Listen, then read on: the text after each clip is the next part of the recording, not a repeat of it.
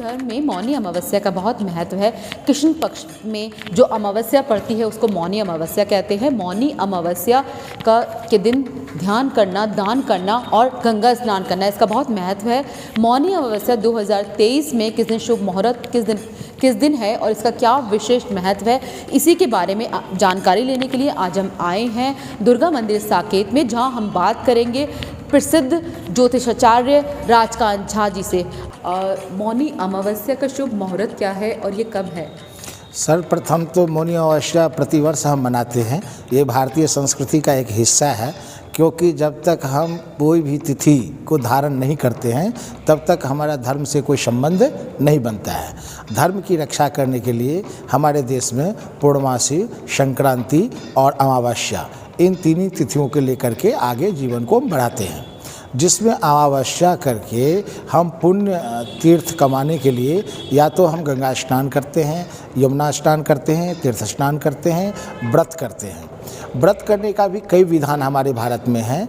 सबसे बड़ा जो विधान है वो है मौन रहना, क्योंकि जब तक हम मौन नहीं रहेंगे, मौन अर्थात ध्यानस्थ, ध्यान जब हम करते हैं तो हमारे मन पे कमान होता है, अर्थात मन को हम पकड़ पाते हैं। तो पंडित जी, जैसे कहा जाता है कि मौनी अमावस्या के दिन एक मौन धारण करना चाहिए, तो इसमें कितना, मतलब इससे क्या लाभ होता है? सबसे पहले अपनी आत्मा को पकड़ने के लिए अपने चित्त को शांत करना पड़ता है। योग में एक पतंजलि जी ने लिखा, योगस् चित्ती वृत्ति निरोधा।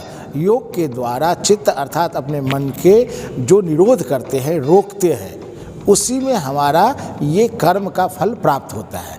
कर्म का फल इन द सेंस जो धर्म का फल है वही कर्म का फल है। जैसे work is my worship, worship my work. जिस तरह आप धर्म करने वाले लोग धर्म को ही कर्म मानते हैं और कर्म करने वाले लोग कर्म को ही धर्म मानते हैं। तो हम जितने भी धर्मावलंबी हैं या जो पूजा पाठ करने वाले हैं, वो अपने इस मौनी अमावस्या को मौन होकर के ब्रह्म की उपासना करते हैं, अर्थात लक्ष्मी नारायण की उपासना करते हैं। पंडित जी, मौनी अमावस्या में लोग गंगा स्नान के लिए जाते हैं, प्रयागराज, हरिद्वार जैसी पवित्र नदियों में। अगर जो लोग नहीं जा पाते हैं तो वो किस तरीके से इसका पालन कर सकते हैं? सबसे पहले यह है कि हमारे इंडिया में एक स्लोगन है, जहीं नहाए वहीं गंगा, पाप धोरनी गंगा, मन चंगा तो कठौती में गंगा। पहले मन को पवित्र करके प्रातःकाल उठें, स्नान करें, भगवान का चिंतन करें और यह मन में संकल्प लें कि आज हम मौन व्रत रखेंगे। तो ये मौनी अमावस्या तो मूल उद्देश्य का शांति यहीं से हो जाता है कि जब हम कोई व्रत करते हैं, एक तो बोल करके करते हैं, कोई भी पूजा पाठ बोल करके जितना हमें फल नहीं मिलता है, उतना मन को शांत करके जब हम किसी के लिए प्रेयर करते हैं तो उसका फल उसको ज़्यादा लगता है। जिस तरह हम सूरज को जल देते हैं, तो सूरज को जल तो हम ज़मीन पे देते हैं, लेकिन हमारा जो मौन प्रार्थना है यह मानता है कि हम सूरज को दे चुके हैं, सूरज को प्राप्त हो चुका है। उसी तरह जब मौन होकर के हम इस व्रत को करते हैं, जिस जगत में मौनी अमावस्या बोला जाता है, तो हमें ब्रह्म को प्राप्ति हो जाती है। पंडित जी, ये भी कहा जाता है कि मौनी अमावस्या में हमें दान पुण्य करना चाहिए, तो किन किन चीज़ों का जो भक्तों को दान करना चाहिए वो आप कृपया हमारे दर्शकों को बताएंगे? आप जानते हैं कि आमतौर से मौनी अमावस्या सर्दियों में होती है, तो सर्दियों में अगर दान करते हैं, तो जिसको ठंड लग रही हो, ठंड से बचाने का उपाय करना चाहिए। हो सके तो जलावन का दान करें, अग्नि प्रज्वलित करें, कंबल का दान करें, दूध का दान करें, चाय बनाएं, लोगों को भोजन दें, खिचड़ी दें। हमारा तो ये फसल होता है भारत में, आज के दिन चावल का उपज होता है, दाल का भी उपज होता है, खिचड़ी दान करने की प्रथा है। 4 दिन पहले ही 14 तारीख को हमारी मकर संक्रांति हुई है, जिसमें लोग पोंगल मनाते हैं। तो जो कुछ भी हम अन्नदान करते हैं वो सब प्रभु के नाम से नर सेवा, नारायण सेवा कही जाती है। क्या ये भी कहा जाता है कि मौनी अमावस्या में जो अगर हम दान पुण्य करते हैं तो उससे हमारे पितृ शांत रहते हैं, तो इस बारे में आप क्या बताना चाहते हैं? पितृ शांति, पितृ के लिए तो हम सब कुछ करते हैं।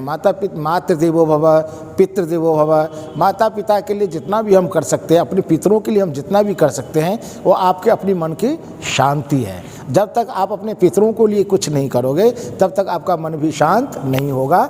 इस व्रत का उद्देश्य यही है कि मौन होकर के अपने देवता का, अपने पितर का ध्यान करना चाहिए, दान करना चाहिए।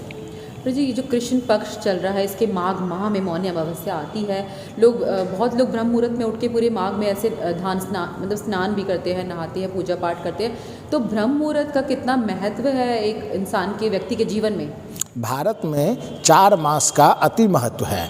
जैसे कार्तिक मास का स्नान करते हैं, वैशाख का स्नान करते हैं, माघ का स्नान करते हैं। तो माघ ब्रह्म मुहूर्त का मतलब होता है पहले जो हमारा दिन का चर्या है, सतयुग, त्रेता, द्वापर, कलयुग। सबसे प्रथम 4 बजे से लेके 8 बजे तक इसे हम सतयुग बोलते हैं। तो सतयुग में उठते हैं तो सत्य गुण का प्रकाश होता है। सत्य गुण का प्रकाश होने का मतलब देवम भूत्वा देवम वेद, देवता होकर के हम देवता की अर्चना करते हैं तो उसका फल आपको झटित प्राप्त होता है। जब हम ब्रह्म मुहूर्त निकल जाता है 8 बजे के बाद, आप देखते हैं कि थोड़ा बहुत कोलाहल शुरू हो जाता है, तो अशांति में शांति प्राप्त नहीं होती है। शांति के लिए शांति मुहूर्त चाहिए, जो ब्रह्म मुहूर्त कहा जाता है, जिसे आपने पूछा 4 से 8। और पंडित जी क्या आप बताइए 2023 में जो मौनी अमावस्या है उसका शुभ मुहूर्त क्या है और वो किस दिन पड़ रही है? आमतौर से हमेशा हमारे मुनियों में, ब्राह्मणों में, पंडितों में, ज्योतिषों में मतभेद रहते हैं, किंतु इस बार 21 तारीख को हम मौनी अमावस्या कर रहे हैं और प्रातः काल ही उठ करके स्नान करके ध्यान करके पूजा करके दान करें तो ये आपके लिए फलदायी होता है, आपके परिवार के लिए फलदायी होता है। पितरों की आत्मा की शांति के लिए परम पिता परमात्मा से प्रार्थना की जाती है।